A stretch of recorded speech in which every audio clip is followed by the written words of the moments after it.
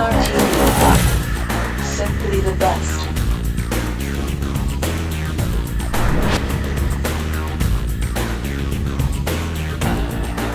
We've been talking about the arguments that you put forward in the Wreath Lecture, which is a series of BBC lectures which you've just been given and have been broadcast.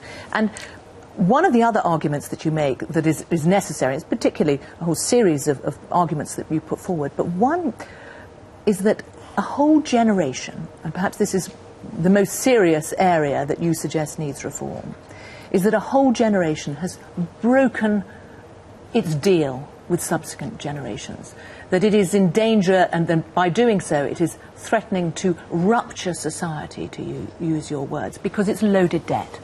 The older generation now have basically spent too much, and they've mortgaged the lives of those, in some cases, that aren't even born yet. And that we need, and you've set out the sort of mind-boggling figures which in one sense we've heard many times, those of the debt of different countries, that it is unsustainable. But you also paint a fairly bleak picture of the lack of a route out of this because of what's happening. Well, how do you see us getting out of the hole that we've dug on debt? Well, it's extremely difficult. I mean, if you add together the public and private debts of the United Kingdom, they come to something around 500% of gross domestic product. There's only one society in all of history with a higher level of debt to income than that, and it's Japan today. So we're really up there with Japan in the most indebted country ever stakes. By the way, a very large part of that debt was generated by banks, but the other really big part was government and households. This is the legacy of what I've called in the past the age of leverage, the age of debt, when we sought to live beyond our means. Now, most people argue about this debt in narrowly economic terms, as if the only issue is, do we have more debt, a little bit of stimulus, sir, or do we have less? A bit of austerity will do you good. But this is completely to miss the point. The real story here, the elephant in the room, to use the cliche, is the huge liability that is being passed on by our generation to the next generation, the people who don't get to vote, kids and the unborn. This enormous debt burden is going to guarantee that most Western economies grow very slowly and that youth unemployment stays very high. That's the really shocking thing about the last 2 decades or so. It's the breach of what Edmund Burke called the contract, the social contract between the generations. And the biggest challenge facing politicians now is to figure out how on earth to restore that contract before we end up with a completely alienated and disillusioned younger generation who come into an inheritance of debt and nothing more. But what will be the effect of that? Because what you won't have is a younger generation revolting against their parents or their grandparents just because of the nature of it. What is the effect of this, do you think, between the generations? Well, I think they will revolt, but in a way we haven't seen before. Most young people, partly because of habit, assume that they should be on the left and are very often attracted to things like the Occupy movement. But in fact, what they may find they have to do, if they're to have any economic future at all, is to move to the right and support those people who favour radical reform of entitlement systems, of welfare systems and other systems that have brought about this explosion of public debt. So I think one of the things that we're going to see in the next 10 years is a shift of the young away from the positions that I would say were typical of the young from the 1960s to about now, that's to say left of centre positions, to more right-wing positions. Because the young are going to say, wait a second, why on earth do we have to finance these astonishingly generous pension schemes that have been created for our retiring parents or grandparents? You said if young Americans knew what was good for them, they'd all be in the Tea Party. Yeah, and I think ultimately many will end up there. That's not what's happening now, certainly on the evidence, as you say. They're in Occupy, they're on the left. Well, that's not quite true, actually. So, I mean, if you look at it, the young don't exclusively break to the left. I'm very struck by the fact that at Harvard, where I teach, the students are now somewhat to the right of the faculty, of the professors. And I think this shift is already happening, and I think it will become more and more of an issue. It's no coincidence that many of the politicians who most credibly argue for fiscal reform, I'm thinking here of people like George Osborne in this country, or Paul Ryan in the United States, are relatively young politicians. And their argument for austerity comes more credibly from younger politicians, oddly enough, than it does from older politicians. I think this shift is happening. Although you look at the UK government, it has to be in coalition to be in power. It didn't have the support. Well, that may not be the case, a few years from now, because gradually it's going to become apparent that this really is a push-me-pull-you of a coalition, with one party pointing one way and the other, the Liberal Democrats, pointing, frankly, the wrong way. Do you think part of the problem is that it's not cool to be right-wing at the moment? Well, I was asked this question during the first Reith lecture, and I said, you know, it may not be cool, but it's better to be right than to be cool. But isn't it ultimately better to win the argument? And I wonder if you think that actually the Tea Party, perhaps part of its attention should be focused to rebranding, that if it could rebrand, if it could become cool, not only would it be right, there isn't but an it would... argument. So, I mean, the argument has been won. Barack Obama had to abandon his position on fiscal policy and accept that there would need to be reform. And that is why we currently have the United States moving rapidly towards pretty drastic changes in fiscal policy at the end of this year.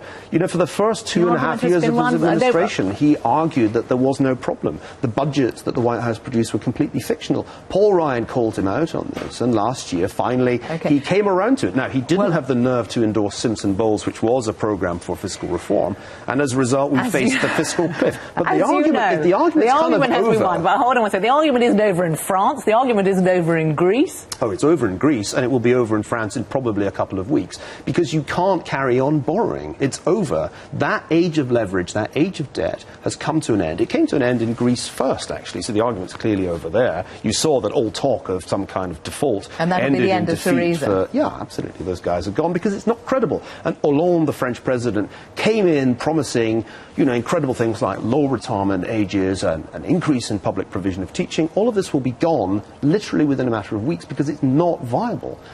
Ultimately, governments have borrowed to the max. They've reached the point which many households reached in the financial crisis. They maxed out on, as it were, their credit cards. And that's why this argument is over. Okay, we can't go on this way. You're making this argument. You've also made another argument, which is that there is no impetus for change because you look at the politics and governments which are, whether through benefits or through their payroll, supporting people, that people are not going to get rid of the government, and that is where the cost is. So the point I tried to make in the first lecture was, given that it's not sustainable, that there really is a fairly stark choice. Either with strong leadership we try to reform our broken system of public finance, or it is going to be reformed, as it were, forcibly by our inability to raise money to finance our deficits. That's essentially what happened in southern Europe, in the Mediterranean countries, over the last 2 years. When the market calls time and you can't borrow any more, then the reforms tend to be imposed at the worst possible time and with the greatest pain. It is much better to get ahead of the curve, which I think, and they haven't been given enough credit for this, I think this government has actually been trying to do in this country. Okay, now you didn't smart at the suggestion that when I talked about right-wing, you do hate labels, though, don't you? And you have sort of smarted at the idea of being labelled right-wing before, which you undoubtedly are economically. I mean, you accept that. Well, as I've said, I mean, if being against the nationalisation of industry, if being against subsidies, if being against bloated public sector, if being against protectionism, if all of these things make me conservative, then so be it.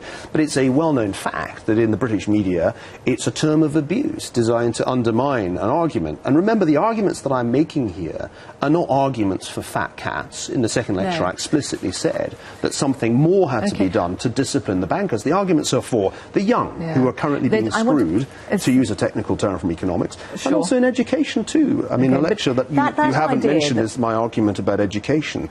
If you really believe in young people and people from low-income families, if you really want to see them have a chance of employment and of social mobility, then you may find yourself having to believe some things that you previously thought were, oh dear, right-wing and conservative. Now, you say that right-wing is a term of abuse here. You've moved to the United States, and you are clearly happier there than you are in the UK. You said, I think you sort of said, excessive vehemence is probably my greatest weakness. Yes, I've been doing that tonight. The English hate that about me. The Americans love it. All the things that the English held against me, excessive vehemence, works his ass off, all that stuff, the American think that's great. Yeah, that's true. The British hate that? The English the English don't like chippy Scotsmen. The English don't like chippy Scotsmen. They don't. And that's a reality that goes back to James VI. So, no, this is not news. But it's so depressing that you cannot make an argument, an academic argument, or you don't feel that you can be heard in the UK. Well, I think I can be heard, but I think the question really is whether I can have any impact, and that's been extremely difficult. And British academic life, certainly was difficult. But in the United States you are? I think I have more impact, yeah. Professor Niall Ferguson, thank you very much for coming on Hard Talk.